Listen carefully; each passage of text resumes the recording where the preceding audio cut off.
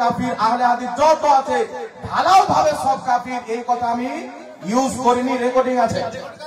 এইগুলো আকীদাকে যারা জেনে বুঝে সমর্থন করে তাদের দলে থাকবে, তারাও কাফির হবে। চোরের চুরি করাকে জানার পর কেউ যদি ওটাকে সাপোর্ট করে তাহলে সেও চোরের অন্তর্ভুক্ত, তারও গুনাহ হবে। তো কুফরিকে জেনে বুঝে কেউ যদি সেই কুফরিকে সমর্থন করে তাহলে সেই ব্যক্তিও কিন্তু কাফিরের অন্তর্ভুক্ত হবে। এটাই ছিল আমার মসলা। কথা বুঝতে পেরেছেন?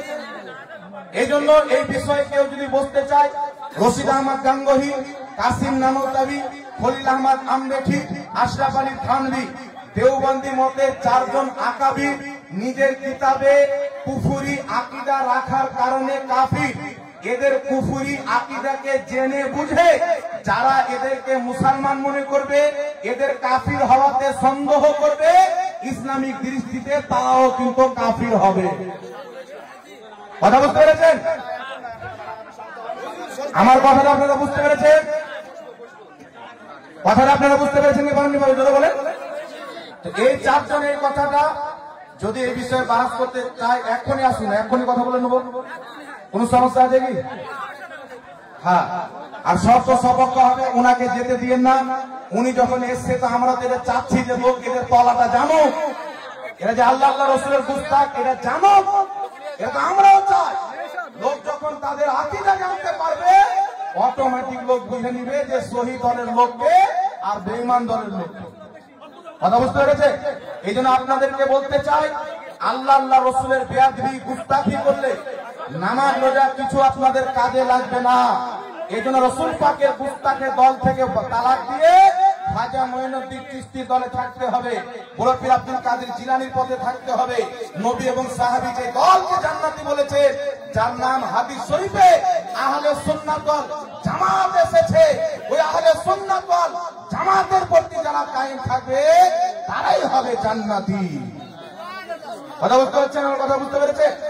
এই জন্য আহলে সুন্নাত ওয়াল জামাত হয়ে থাকেন আর সুন্নি হয়ে বাঁচেন, সুন্নি হয়ে কবরে যান, তবে কিয়ামতের ময়দানে রাসূলের পাক সাল্লাল্লাহু আলাইহি সাল্লামের শাফাআত আপনার ভাগ্যে, আপনার নসিবে লোকবে। কথা আমার বুঝতে পারছেন? বলেন না? তো নবীর শাফাআত চাই কি চাই না? জোরে বলেন। নবীর সুপারিশ চাই কি চাই না? একজন সাহাবী রাসূলের পাককে এসে বলেন, ইয়া রাসূলুল্লাহ, আমাকে কিয়ামতের ব্যাপারে বলেন। রাসূলের কায়নাত সাল্লাল্লাহু তাআলা আলাইহি ওয়াসাল্লাম বলেন নামাজ পড়েনি।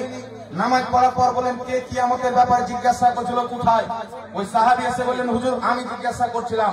রাসূলের পাক সাল্লাল্লাহু আলাইহি ওয়াসাল্লাম বললেন, তুমি কিয়ামতের জন্য কি জোগাড় করেছো? তো আল্লাহর হাবিব সাল্লাল্লাহু আলাইহি ওয়াসাল্লামের কথা শুনে ওই সাহাবী বলছেন, ইয়া রাসূলুল্লাহ, আমি বেশি নামাজ পড়িনি, আমি বেশি রোজাও রাখতে পারিনি, তবে আমি আল্লাহ আল্লাহ রাসূলকে ভালোবাসি।